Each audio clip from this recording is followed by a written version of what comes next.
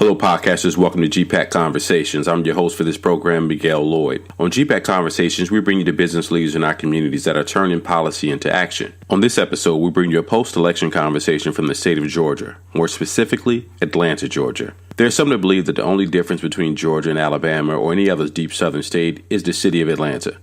But what a difference Atlanta makes. Atlanta boasts a combination of old southern money as well as a burgeoning tech culture. It includes Southern Belles and Hoteps, Black conservatives, and one of the largest LGBTQ communities in America. The ATL is truly a melting pot. This episode explored an array of issues ranging from this year's election, why did so many black men vote for Brian Kemp, to black colorism. You won't be able to tear away. Sit back and enjoy this episode, but remember, JEEPAC is all about action. Visit JEEPAC.com, that's JEEPAC.com, to see how you can get involved. Now enjoy the episode. All right, as we mentioned, good afternoon, everyone. Good evening. We appreciate you guys coming out. And so we want to thank the folks at JEEPAC as we want to get together and pull this discussion together. So as we mentioned today, we're going to talk about the election that's passed. We all know the results. And now we've brought together a dynamic group of people of all different walks of the African-American community. And so the first thing we're going to do, we want to learn a little bit more about each and every one of you as we get into this conversation. We're going to talk about everything from Democrats to Republicans, of course, to from Kemp to Abrams, from Trump to versus everybody. We'll get into a little bit of all that today. So we're going to start to my right. We got Donald Jenkins, a.k.a. Baby D. Let's tell us a little bit about yourself. Okay, how you doing, JEEPAC? Baby D, that's my name, a stage rap name. I'm a original ATLN, as they would call it, born at Grady. Went to McNair High School, Tilson Elementary. I've been in the music industry like over 30 years. My whole life, actually, basically most of my life. Big On Records was the original, crew that I started with. DJ Monte, he produced the record like Low and Walk It Out. Two Step, I did records like ATL, East Side, West Side, About Money, along with a lot of others.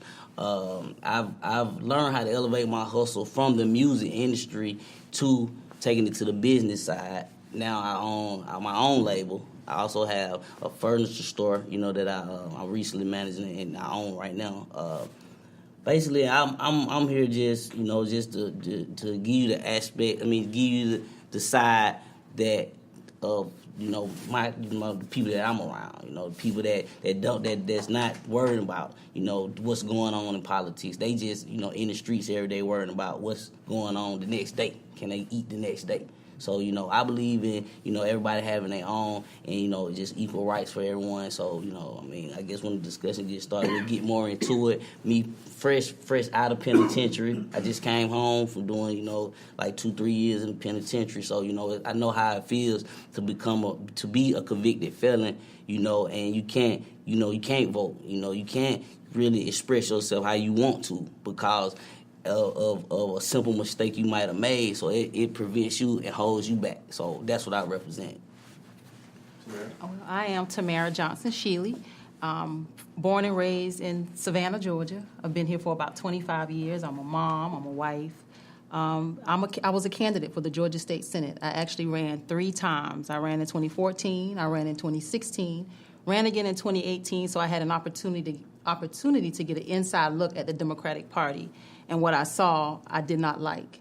I actually did not vote this time, and I'm very vocal about it. I took a protest against the Democratic Party, and I think that this is going to be a great conversation, and I look forward to speaking with everybody about it. Hello, my name is Corey Henry. I'm a West Point graduate. I moved here after I got out of Iraq. I went to work in corporate America. From there, I started my own business. I'm a service-disabled veteran. I have a service-disabled veteran-owned small business. And I'm an advocate for small business owners. I'm an advocate for infrastructure in these disadvantaged communities. I run a nonprofit called STEAM Revolution. We take science, technology, engineering, arts, and mathematics into those said disadvantaged communities to try to create a market where a market doesn't exist. And so I'm happy to be here. I voted for Brian Kemp. I'm a big supporter of his administration. I was on his Veterans Coalition, And I look forward to this administration just because I know the legislation that is coming down the pipe, and Georgia is in for a tremendous amount of growth. I look forward to being a part of that. Brother Waleed? Yes, good evening. I'm Waleed Shamsuddin. I'm a second-generation business owner. Family business is Supreme Fish Delight. I just launched a new concept called Supreme Burger. Born in Brooklyn, raised in Atlanta. Atlanta's home. East Side, Southwest DeKalb High School, Rainbow Elementary. Been here almost 40 years now. Graduate of Florida A&M University. I have a master's in business econ, and I'm really about legacy. Building a legacy, something I can leave my children's children, and about economic empowerment and community development. So I hope to interject some of that into the conversation. I believe there are really, two types of businesses, those that understand politics and those that are going out of business. So I play very strongly in the political realm. I'm involved in elections, and I look at both sides, Democrat and Republican, and see what the issues are and see which side is best can appreciate, my vote and my dollars, because I do write checks to support candidates as well. Hello, everyone. My name is Eldridge Washington, country boy from Monroe, Georgia. I say a country boy that the city loves. I am an entrepreneur, founder of a company called Spendify. Spendify is a digital platform that makes it easy to discover amazing Black-owned businesses in your city. We're live in 12 major cities across the country. I believe that business owners are the cornerstones of our community. And if we build them up, we can build up our communities as strong as we want to build it. Ultimately, I'm a lover of all things Black and my people.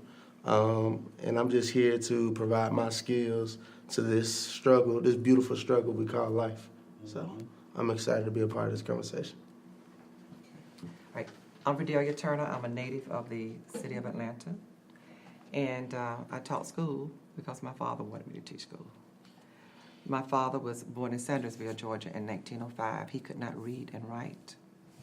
But they made sure that I paid attention and we respected authority, but we also learned how to question in a civilized fashion. We were taught to be activists and to be socially and civically responsible. I became a school teacher, and my mom was born in 1914. I know y'all are wondering how old I am. But she's from Wrightsville, Georgia. And I got a chance to see my relatives that did not have running water and that were in the fields and picking cotton. My mother plowed and sawmilled, and she was the help.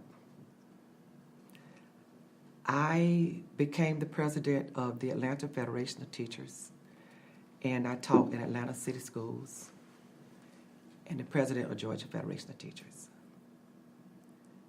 I believe in no political party.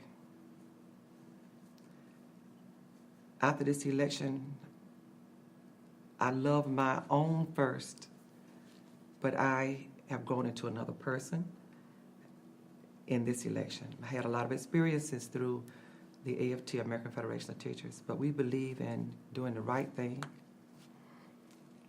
for, I hope, the right reasons, with integrity and honesty, and that's what I believe in, and that's what we fight for every day. Hi, my name is Richard Rose. I'm the president of the Atlanta NAACP and a business owner. I'm a certified public accountant. I've been practicing for 43 years. And I grew up in the movement, first civil rights demonstration. I was 13 years old. So I kind of come back around from commerce, still practice, but it's been a privilege for me to be in the civil rights community as a leader in a leadership position. My name is Yusuf Ali. I was born and raised in a little town about 45 miles south of Atlanta, Griffin, Georgia. I'm one of 9 children. I'm right in the middle. And the reason why I mentioned that is that it was important that I got the best of both, where the older sibling and the younger sibling, the experience of both of them. I founded my business. I've only been employed for myself, and I've never been to school. I I think this conversation is very important because I see a diverse background of experiences. Mine being one that have only a high school education and have gone on to hire over 1,200 people, throughout really the world. And what I hope to accomplish today with this conversation is genuineness. How do we really feel about the political process, and how does it affect our lives in a meaningful way? My point of view is economics. I believe that my going into business over 40 years ago was for the sole purpose of creating a legacy. And the only way that I could do that was for business, not with the job. So therefore, I've taught all my children, 5 sons and 1 daughter, they have to be in business for themselves. And I stand here to say they are. So again, I want to make sure that conversation like this is happening. And that is the reason why we created an organization known as JEEPAC, Justice, Equality, and Economics. More emphasis on economics. And we just want to hear from everyone, and I look forward to this dialogue. All right, let's get into this here. Okay, so 2018 was an interesting year. It really started, right, 2016, 2015. It really has been, I guess, ever since our president came down that escalator, that the whole environment has really shifted. I won't even say it's changed. I think it's been a shift. I think it was there already. I think it just kind of got gassed a little bit. But what has been hot right now, we're all here in the state of Georgia. Stacey Abrams in the governor's race, along with Brian Kemp, was on national news every day, and now it has been decided Brian Kemp is our mayor-elect. Is our governor-elect. Let's start with you, Corey. Let's talk about this particular race. You're here. You were a Kemp supporter. Mm-hmm. Talk to us about, from your perspective, why you were supporting Governor-elect Kemp. And let's just start there. Why were you supporting Governor-elect Kemp? I think when it boiled down, I read the pillars. He's pro-small business. I looked at the things that were important for our community. Small businesses are critical. Those are only businesses we own. Access to high-speed internet is essential, and having a plan for that. Minimizing the regulations. I've been a small business owner for over 12 years. I've been a franchisee. I've owned a trucking company. So knowing how regulations can eat away at your margin is the stuff that people don't see when you're a business owner, and I think that's something that. So all of those things were things that I was for, and I'm one of those. I grew up. I voted Democrat because my dad voted Democrat because my granddaddy voted Democrat. You just go in the booth, you write it straight down the line. You knew what to do, right? And happy to vote. But I think I also look at the track record, and I look at where we are over the last 50 years, and I have to say that you throw the ball up, catch it 50 times in a row, get the same result. Starting to think that something's not looking right. So let me ask you. I want us to dig into that a little bit, and anybody wants to chime in. This is an open discussion. I hear that conversation a lot. Mm-hmm. Last 50 years, black folks voted Democrat. Nothing has changed. Here's what has changed. The mindset of white supremacy, in a lot of ways, has shifted publicly to the Republicans. We know the whole story about the Dixiecrats. We know the whole thing about the Southern strategy. That's something we know that's been a big part of the deal. So what you're talking about, obviously, is when all playing fields are seen leveled.